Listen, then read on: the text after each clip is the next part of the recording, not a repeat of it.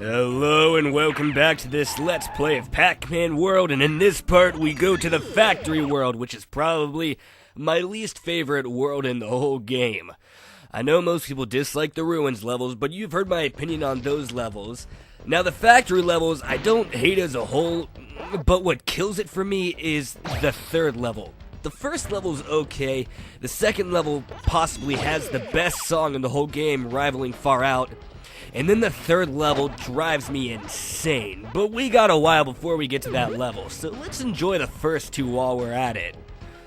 Alright, now one thing about these levels that I don't like that much is, I feel like the Ruins levels, when I was talking about those, how they were dark, like I said, they were dark in a very colorful way.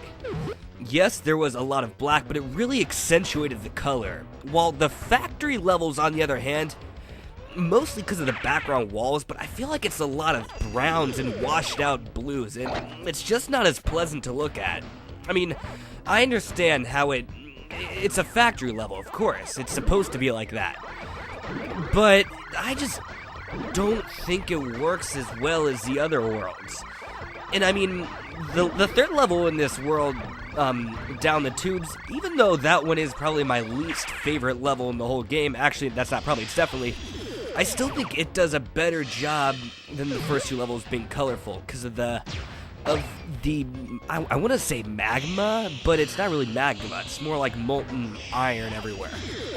Although these parts are at least a little more colorful with the red everywhere, but I don't know. I feel like, you know, the last level, I don't mind if it's washed out in color. Like, take the original Sonic the Hedgehog. Scrap Brain Zone did it, but it's the last level. I'm fine with it. And while this is the second to last level, I still feel like it just isn't the best, you know, color choice, especially for Pac-Man World. Crud! So yeah, I really think that they should have just made this world a bit more colorful. I mean, you got the blue platforms and stuff, but other than the blue, it's just brown everywhere. I mean, come on, add some more color. I know that there's some red pipes and stuff, but that's not enough. You should have added more, or at least made, you know, the blue and the red brighter and more vivid. Make them pop out of the screen more. It just isn't as colorful as the rest of the game, and it doesn't fit in. I mean, the last level is more colorful than this, and that level has a pretty dark and grim atmosphere, but also that one has a purpose, because it's the last level. It's supposed to be climatic. While this, it's towards the end of the game, so yeah, maybe it is supposed to be a little climatic, but I mean, technically you can do this level before the Funhouse level, so it's not like it's supposed to be the big second to last level. No, it's just kind of another level. So why is it so colorless? Okay, I'm exaggerating a bit. I mean, it's not colorless, but just compared to the other levels, it's just not as fun to look at. It's, like I said, a lot of browns, a lot of washed out blues, but meh. And even though these are my least favorite levels probably overall, they aren't bad. It's just, compared to the other levels, I find the other levels a lot more fun. This level also has, or this world should I say, has probably the most uninteresting boss in the whole game. So, there's that. Alright, let's see what's down there. Ooh, a lemon. Alright, let's take that lemon to that door over there, and those magnet things will try to crush you. And despite the fact that they try to do that, I find that they are rarely ineffective and are more just kind of some random obstacle. I've almost never gotten hit by those. They also try to drop boxes on you, but as you just saw there, that didn't work on me. Another thing about these levels that we'll see really soon, not in this one, but in the next two levels, is the swimming mechanic comes back, and it becomes a pretty big thing.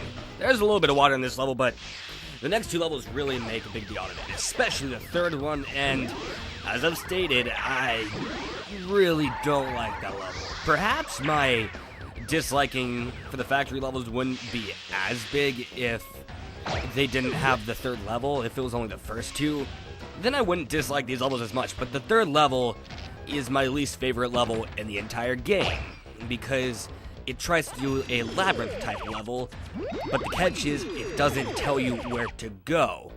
You'll see it when I get there, but in this playthrough, all I intended to do was just get the key, save Junior Pac-Man, and then get out of that level as quickly as possible, but because I couldn't remember the layout, I accidentally went all the wrong ways and happened to get 100% on accident. I mean, sorry, but I don't think that's great game design. I mean, technically I didn't lose anything, but I probably added at least 10 more minutes more than it needed to be, which is just unnecessary. Hey, Under Pressure, I remember that song. It totally ripped off the melody to Ice Ice Baby. You jerks. Yeah. What a ripoff. Those enemies irritate me. I swear their collision detection of whether you hurt them or they hurt you is off. The best way to deal with them is a dot smash, and I sometimes forget how useful it is against them. Alright, boom. Just a little dot smash and they're dead.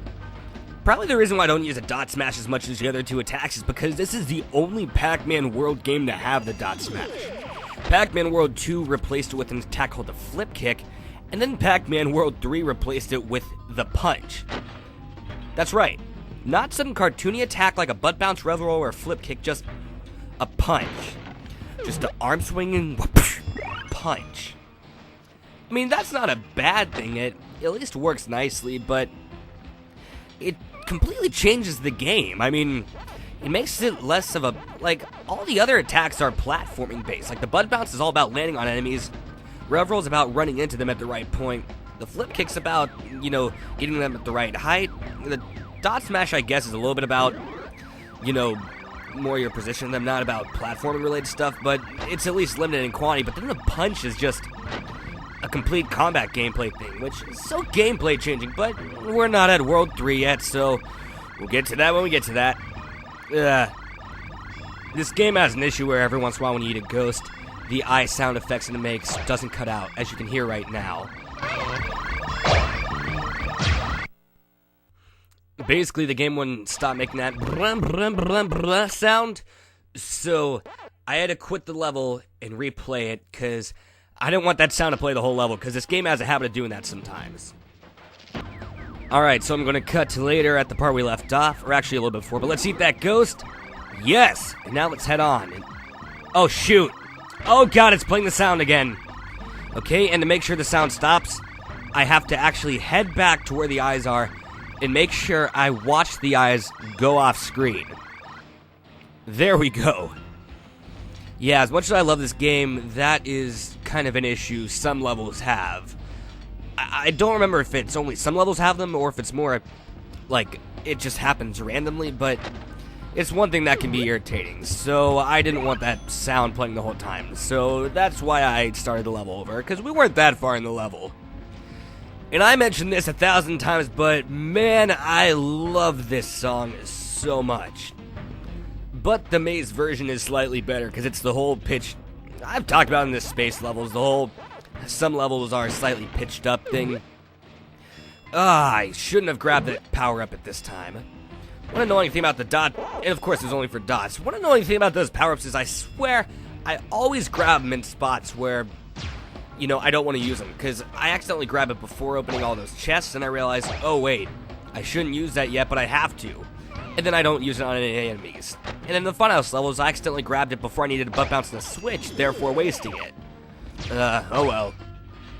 Now, coming up is one of the aspects of the factory levels I don't like. And by coming up, I mean when I head forwards, not when I backtrack. Right here are these conveyor belts. And conveyor belts are a common tropes in platforming levels, especially in industrial ones. I mean, look at Sonic the Hedgehog and look at all his 2D games. There's conveyor belts everywhere. But for some reason, the ones in this game really drive me crazy. Maybe it's because the way they affect your momentum, or maybe it's the fact that it's all completely, timing-based platforming on the conveyor belts, and the timing can be really, really specific if you want to survive. But these conveyor belts in these levels really just irk me. Like, look at this section right here. I'm just running, I find that more irritating than fun. That's probably my issue with the factory levels as a whole. I love platform-heavy levels in a platform game, because, hey, that's what platform games are all about. But I think the factory levels sometimes get more irritating than fun. Like the Funhouse level, Spin Dizzy, that stuff is hard, but it's really fun platforming. this one I find is just irritating. Ugh. I hate those drill things. They drive me crazy. Just because, again, I feel like you have to do really specific rev rolls to get through. Whoa! Ah, no! Let's see, will that thing still be dropping dots? Yes, it is. Let's go back and get those. I have a feeling I'll be seeing a letter. Maybe not, I don't know. Come on, grab that letter, Let's see if there's a letter inside these tubes. Nope, just an extra life, but hey, I just got an extra life, so that's good, because after all, I just lost one to get that one. It's a positive experience, somehow. It builds character. And I just realized I accidentally went right past those drills without an issue. And how did I... Well, I gotta replay that. I swore that thing hit me. Just look at it. Replay again in slower motion. Wow. It might have moved away at the last second, but that was extremely close. Like, to the point of where I think it might have literally just been one frame away from getting hit. That somehow did not hurt me, but... Hey, I'm not going to question it. That's an extra life for us, so let's move on to more factory-based, conveyor belt-based platforming with drills. Joy. These sections can be pretty tedious and difficult. I know a lot of people like the factory levels, and there's nothing wrong with that, but it's not my cup of tea. Whoa. God, this is so nerve-wracking. I don't remember if I survived here or not. Something gives me the feeling, I was about to say, I have a feeling I'm going to die, and I did. I have a really hard time with these sections. A lot of people say that Spin Dizzy has some of the hardest platforming, but I don't know, I have a really hard time not getting hit on this. Although Spin Dizzy probably is a harder level overall, and the thing is, you have to rev roll to get across, because if you don't, the timing of the drill just doesn't allow you to run over. Or run under, I guess. So it's really specific timing required. Okay, even though I talked about how I don't love the look of these levels, I like these areas right here with the pipes in the background. This is where the level gets a bit more colorful, and I wish the level looked like this a bit more, but, can't have all levels be all pretty colors everywhere, I guess. I don't know, but the pipes in the background, it gives me a bit of a Metallic Madness vibe from Sonic CD. More of those annoying magnet guys. Look, I was right under him and he didn't even try to slam me. Those guys never do anything. Alright. And for some reason, this conveyor belt right here is less slow, and I ran right into that. And we're going to do a maze right now. So let's get going. I'm not as worried about these parts being too long, because I'm just going to cut them in half now, so... Unlike the other first three worlds, so I'm going to show off this maze right here. Alright, let's go get these ghosts. Yum! Factory helmets. Now the catch with this maze right here, in case you didn't notice, is that there is steam coming out of the ground, and you do not want to be standing on that steam when it's shooting up, because that thing will hurt you, as you saw many, many times before in the levels. And oh god, oh no, oh yes. And you know what?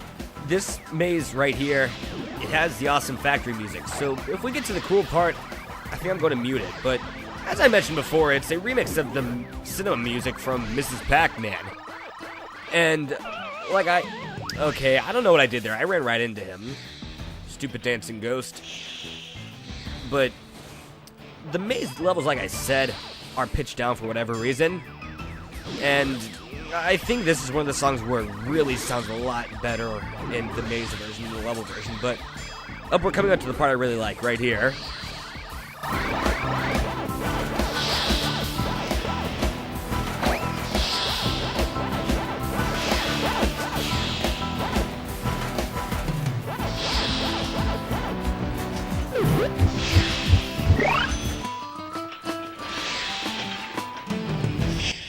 Man, that song is so awesome. When I was younger and played this game, it wasn't one of my favorites, but it's one of those songs where the older I got, the more and more it grew on me, and it's one of my favorite songs in the whole game now, if not in the entire Pac-Man World series.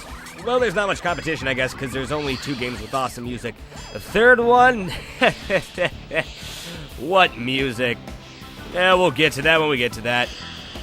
But yeah, I loved this game when I was younger. I actually got a PlayStation just because of this game. My history with it is a little bit odd compared to most people. You see, when I was younger, I owned Pac-Man World 2 on the GameCube, and later I got World 3, which when I was younger I enjoyed, even though now I don't like it as much as the first two.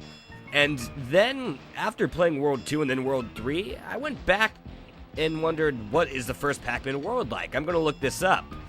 And I found it was only for the PlayStation 1, because I didn't realize it was such an old game. And my thoughts was, okay, maybe I can try emulating it.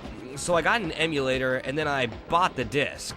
Because I assumed, okay, if I have the PlayStation disc and I put it in a computer and load an emulator, it'll work, right? Well, maybe I could have done that, but I had no idea how emulators work, and I was pretty angry. I couldn't figure out what to do, and I was like, this is frustrating. I want this game to work. So then what I did was I actually asked if I could get a PlayStation 1 for Christmas for this game, because my argument, or not my argument, but more just what I explained to my parents was the PlayStation 1 now can seriously be bought for like $15 on the internet, so it wouldn't be asking for that much, and I really want to play this game. So then for Christmas I got a PlayStation along with Pitfall Beyond the Jungle, but we'll get to that when we get to that. But then I could finally play this game, and it was one of the most awesome experiences ever when I finally got to play this game, because, you know, I always had World 2, and I was always like, man, if this is what World 2 is like, and if World 3 is the way it is, what's the first one like? And I'll admit, this was pretty different from how I expected at first because of the whole camera thing. World 2, I think I mentioned, it has more of an over-the-shoulder camera, like more 3D style game. But even though this game looked odd at first compared to the sequels, I fell in love with it the more and more I played it. Is it my favorite Pac-Man world? It's either this one or World 2. It's a hard choice. Where one game excels in one area, the other, you know, fails at something else. The point is, they each have their pros and cons. World 1, I feel, is a more solid game overall. However, World 2, when it hits the bullseye, it nails it really hard. World 1 does too. Like, it has awesome levels like King Galaxian, Spin Dizzy. But World 2 has some really awesome levels like Blade Mountain. That's the one I remember I have the best memories of. The tree levels are pretty cool. I love Magma Opus a lot. And Night Crawling, that was a fun level. But unlike World 1, where for the most part, I think it's pretty consistently good, because even the factory levels, even though I sound negative about them, I still have fun while playing them, and the only level that I really dislike is Down the Tubes, which is next. There aren't that many levels in this game I don't have fun with. While in World 2, I can't stand the underwater world. I loathe especially the submarine level, and the last Ghost Island level can be a huge pain. That's right, for those that don't know, Ghost Island comes back in World 2, but rather than the entire game taking place in there, it's just one world, and my god, the creepiness factor got amplified in World 2. Alright, so now let's hit that green switch and head to the left. I like this section of this level. I think this part's cool. This is one of the parts of the game that, you know, feels a bit more 3D than some of the other levels, since I'm having to run, you know, away from the camera a bit more than I would in other levels. Oh man, balance! I love these rev roll pads in this game, how you gotta continuously mash the button to make sure you're in the right spot. Something about it is really satisfying, just hitting it at the right speed and staying perfectly in the middle. Because, you know, unlike World 2, which barely has the helicopter pads to begin with, in World 2 when you do them, when you crank it up, it doesn't immediately move, it builds up momentum, so it slowly starts moving, and when you stop rev rolling, it slowly stops. This one is pretty much instantaneous, which, you know, requires you to have really good timing, and I love that. It's fun. It makes the challenging sections feel frantic. See, I don't hate these levels. I'm talking positively. Oh, and I love this section right here. Oh god, those pressure switches don't look, they don't look like they're in good condition. They're kind of freaking out. Don't hit the switch. Oh, I hit the switch. Oh, God, what have I done? And now we have gears falling everywhere and mysteriously disappearing into the floor. But I don't care. Time to eat these ghosts. Ow! Stupid switch thing hit me when I was chopping the ghost. Yeah, that whole rule also applies to these levels. Not only can you get hit when you're eating a ghost, but it can also happen outside of the mazes. Grab that one up down there. It's a one up.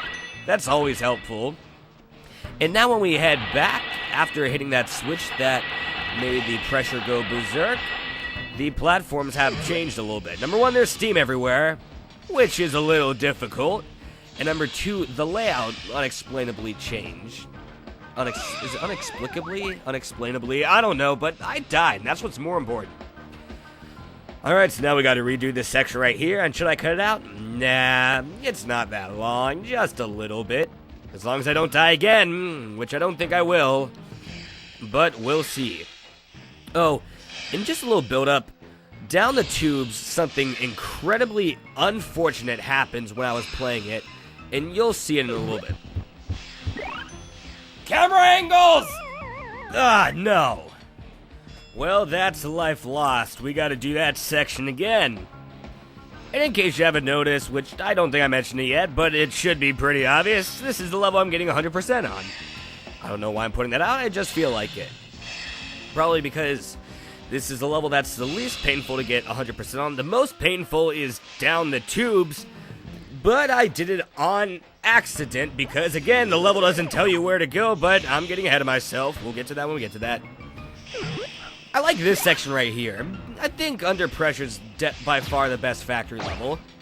If all the factory levels were as good as this one, I'd like this world a lot more. But it's just, the first factory level is okay. And I've mentioned 1,000 times down the tubes I don't like. But let's get that in, and that's Pac-Man. We are going to the bonus stage. This level probably has, or this world should I say, probably has one of the weirdest bonus stages in the whole game. If not the weirdest. Not because it's hard necessarily, but it's just, you kind of have to see it. The hardest is by far the mansion one. I actually attempted several times, and I failed both times. The ruins one is probably the second hardest, and that was just normal. All you have to do here is just run and hit every switch you get. And you just hope that these guys don't land on you, which they never do, because they don't land on you, like, they try to land on you, but 99% of the time, all they end up doing is just landing in front of you, and you have to go around them. Then you get this dot chain, which takes you all the way over here, and then that's it. But I forgot a banana, so I'm not getting that banana. But I don't know, that's just a weird special stage. Dot in the machine, and that is a lot of fruit, which I am going to cut out me gambling, because I believe I gamble, and I believe it takes up a lot of time. But I'm going to force you to watch all that fruit go and to show you how satisfied I felt with collecting all of that. Oh yeah.